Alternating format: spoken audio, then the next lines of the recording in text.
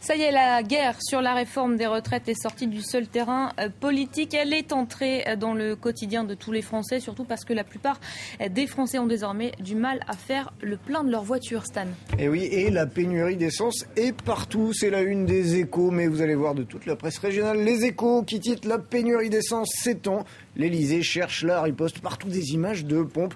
Plusieurs milliers de stations-service. On a du mal à compter. On dit 2500 ce matin. Mais c'est vraiment très difficile à compter.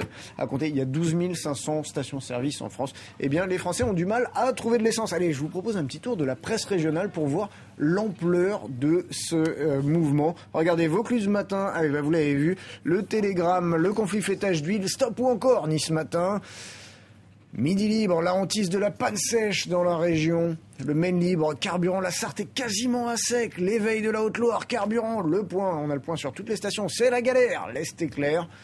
Etc., etc. Toulouse, où trouver de l'essence? C'est la dépêche du midi. Bien sûr, le courrier Picard, la pénurie gagne du terrain. L'Alsace, la ruée vers les stations-service. Vous voyez, très difficile d'y échapper. Je vous cite juste l'éditorial des dernières nouvelles d'Alsace, les DNA, qui ironise un peu sur le gouvernement qui minimise cette pénurie d'essence.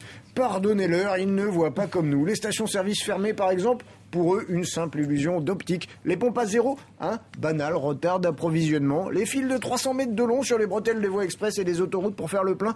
De petits embouteillages de rien du tout, puisqu'on vous dit qu'il y en a pour des mois de réserve. Les membres du gouvernement ont beau regarder, après avoir compté et recompté les hectolitres en stock, ils ne voient pas l'ombre d'un soupçon de pénurie. Dormez tranquille, braves gens. L'État veille sur vous. Oui, beaucoup de difficultés ce matin et c'est surtout l'ouest du pays qui est le plus concerné par ces pénuries. Deuxième fait nouveau dans ce mouvement social après la pénurie d'essence, c'est l'entrée sur scène des premiers casseurs. Ouais, et ils sont à la une du Figaro, notamment les casseurs débordent les lycéens. Hier, il y a 290 casseurs qui ont été interpellés en marge des manifestations. Il y a 5 policiers qui ont été blessés. Il y a eu notamment pas mal de troubles à Nanterre. C'est la une du Parisien également. Le Parisien aujourd'hui en France qui titre ça dérape. À noter un petit encadré à la une du Parisien qui montre bien l'ampleur de la pénurie d'essence. Depuis plusieurs jours, des lecteurs de certaines éditions ont été privés de notre journal en raison de pénurie de carburant. Nous les prions de bien vouloir nous en excuser et les remercions pour leur compréhension. Alors, pénurie d'essence, casseurs, est-ce que ça peut faire un changement dans l'opinion publique française qui jusque-là soutient quand même assez largement les grèves?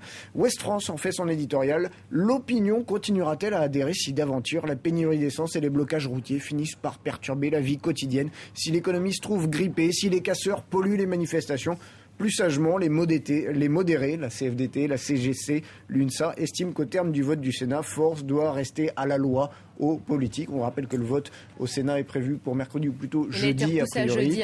Et le hic, c'est que la CGT, qui donne le la de la musique protestataire, entretient une ambiguïté troublante, nous dit Ouest France. Et a priori, les Français qui continuent à soutenir le mouvement, 7 Français sur 10 qui disent toujours soutenir la grève. Pour donner le tour de l'opinion sur ce dossier des grèves, on va jeter un œil au traditionnel match Libé-Le Figaro. Oui, Libé qui soutient quand même le mouvement en règle générale. Libération qui fait sa une sur le blocage et qui nous dit dans son éditorial la chose suivante: le carburant manque, les trains circulent qu'à un cas, les lycéens manifestent de plus en plus nombreux, la police interpelle près de 300 casseurs et Frédéric Lefebvre, porte-parole de l'UMP, assure son calme et sa sérénité. Mieux, il bombe le torse façon Jedi, cette force que personne ne peut arrêter, qui porte la majorité, etc. La déclaration de Lefebvre est non seulement imprudente, elle est indécente. Ça, c'est pour Libération. Côté Le Figaro, il y a une tribune d'Yves de Kerdrel, éditorialiste, chroniqueur au Figaro. Les irresponsables qui ont décidé de faire dérailler la France n'ont aucune légitimité pour le faire, qu'il s'agisse des cheminots qui ne sont pas concernés par cette réforme des retraites, qu'il s'agisse de leur leader, Didier Lerest, qui va partir en retraite à 50 ans avec une pension de 2300 €, 3 fois supérieure à celle d'un agriculteur, qu'il s'agisse des dockers de Marseille, qu'il s'agisse de certains étudiants qui n'ont rien compris que c'était pour sauver leur avenir, etc. On comprend dans ces conditions que Michael O'Leary, le patron de Ryanair, quitte Marseille. On comprend que les cargos ne veuillent plus accoster à Marseille et qu'ils commencent à partir vers Gênes, Anvers ou Rotterdam. Heureusement, Stan, il n'y a pas que les grèves dans la vie. On va se détendre un petit peu. On va se détendre avec le chant des oiseaux. Le chant des oiseaux. Alors, c'est encore dans le Figaro. Il y a beaucoup de journaux qui ne sont pas en kiosque ce matin. Le Figaro qui nous apprend que les plus grands parcs de Rome sont colonisés par des oiseaux exotiques qui sont venus d'Asie ou d'Amérique latine. Des perroquets moines d'Argentine, des perruches au bec rouge. À l'origine, c'est des oiseaux qui sont relâchés par leurs propriétaires ou qui s'échappent de leur cage. Et simplement, comme le climat s'est quand même pas mal réchauffé, ils s'adaptent très bien à Rome. Et quand on lève les yeux, de plus en plus de perroquets, de trucs comme ça. C'est quand même un des bons côtés du réchauffement climatique, on pourrait dire. Mais c'est vrai qu'il y a des beaux oiseaux dans les arbres maintenant à Rome. Peut-être que même ça va arriver à Paris un jour. Voilà, si vous ne voulez pas penser qu'aux grèves, regardez les oiseaux dans les arbres. La petite note positive de Stan. Merci Faut Stan. C'est la fin de la revue de presse. C'était la revue de presse présentée par les hôtels Pullman.